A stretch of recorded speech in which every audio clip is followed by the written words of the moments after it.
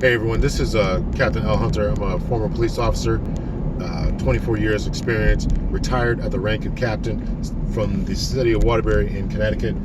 So I'm bringing this to you because I really want to begin to drop some content and really kind of put my stamp of approval or disapproval on what I think is going on in law enforcement.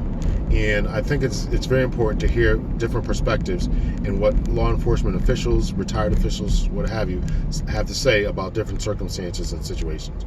So first, let me just say that, as I said again, I am a 24-year veteran, 19 years of experience in supervisory management, member of the command staff before I retired in good standing. So that's a little bit of my pedigree and my background. So I want to really weigh in on a couple of cases that have been going on that have become viral. And of course, we're talking about police shootings. One that occurred very recently in Wethersfield, Connecticut, and another one that occurred in New Haven, Connecticut. Both of the officers in these particular cases are black officers, right? So anytime we hear about a white officer shooting a black person, then there's automatically a jump to and rush to judgment. And so, that's as far as the racial implications. And I think that the media is very responsible in stoking up the fires behind this. So let's be aware of that. Second, I want to bring a point to the conversation that about community support. And I think it's very important that in all cases, people need to support their police officers.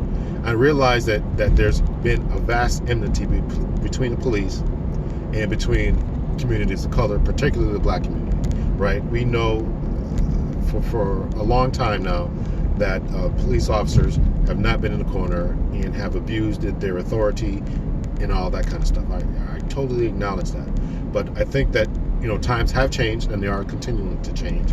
We have more transparency thanks to video cameras. We have more transparency thanks to the protests of the past that have gone on. So I think that those things have helped tremendously as far as repairing some of the problems that have plagued law enforcement. But third, let me just say that I think that one of the biggest things, that if you have a problem with the black community, if you have a problem with police officers and their interactions with the black community, I think that you need to become one of them. If you think that there's a problem with law enforcement and their treatment of black community, then join them. Join the police department. Don't be afraid. Be part of the solution and not part of the problem. Before I retired, went on a spree to different. I visited different colleges.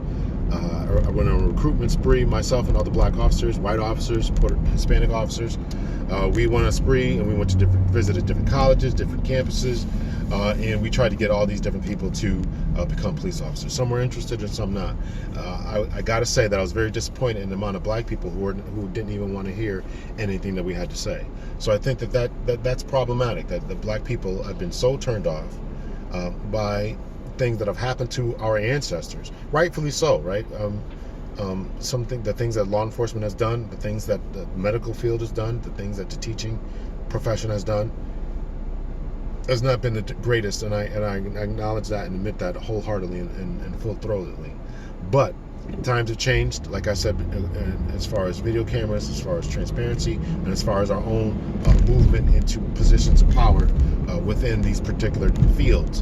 And the more say-so that we have, the more that the people will be forced to listen. So if you want your voices heard, you want your voice listened to, then join the police department, join your teachers or medical staff or professionals, what have you. So join these particular departments.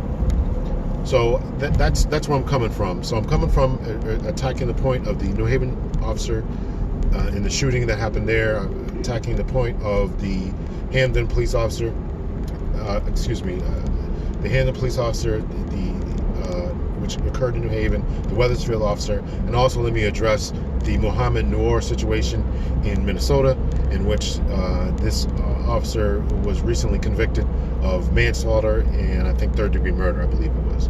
So, listen, I want to say that we got to support our police officers. Do I think, honestly, that the amount of support or lack of support that this particular officer got, would it have been different? Would he have gotten more support if he was of a dominant culture? Absolutely, I think that. I absolutely think that. I've read some different posts and different police blogs and things like that, and some people were actually happy that he was convicted. Listen, it is what it is. You know, I'm not going to get into anyone else's mind, but I think that we have to be very supportive of those who are willing to go into our communities, willing to stand by our communities, and willing to police our communities, and willing to help out our communities. Can't throw people out just because of the situation. And I recognize that the situations that I'm bringing up are not the best of light, are not the best and the brightest of the police profession. I totally understand that. But my reason in posting is number one, is because I want to bring about my thoughts and opinions about what's going on. And number two, I want to bring light to the fact that we need more police officers. And number three, I want to bring to light that we need to stand by our police officers, even when it seems to be controversial. And number four, my point would be is to give it some time, give each and every investigation some time to merit out.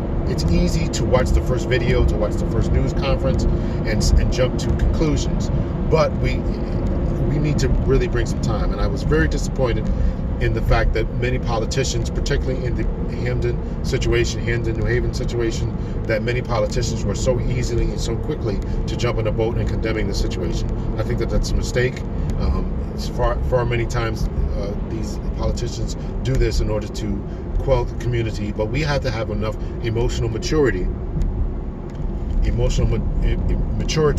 to stand to wait for the investigation to come through. It takes weeks, months, it may even take a year or two to bring about the full understanding of exactly what happened. That's because we had to talk to witnesses. Videotapes had to be done.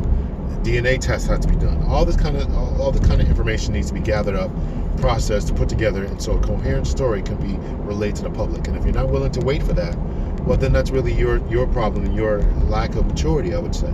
So we're not an immature group of people. We're very mature. So we need to act like we're mature and wait for the final verdicts and everything like that. So that's it for today. So I want to say those 4 particular points and stress the point that support your local police officers, support those members of the community who are trying to make a difference in the community in a positive light. Listen, when discipline and correction needs to come, it needs to come. When officers do right, they need to be praised, and when they do wrong, they need to be punished. Listen, I understand that. I was over IAA, our internal affairs, for a little bit, and so I understand that process, and it needs to be done. It's not always pleasant, and the officers in IA don't necessarily like the fact that they had to bring about punishment, but they're there in order to serve a purpose, and that purpose is the overall greater mission of their local police department, of their organization. So that's what they have to stand by. So that's it for right now. Let me just say that I will be dropping more of these gems in the near future, and I thank you all for listening. Let me know what I'm doing right, let me know what I'm doing wrong. This will be going up on YouTube. It also will I want to say, check out my website, hunterpolicetraining.com. There you will see my services that I'm offering.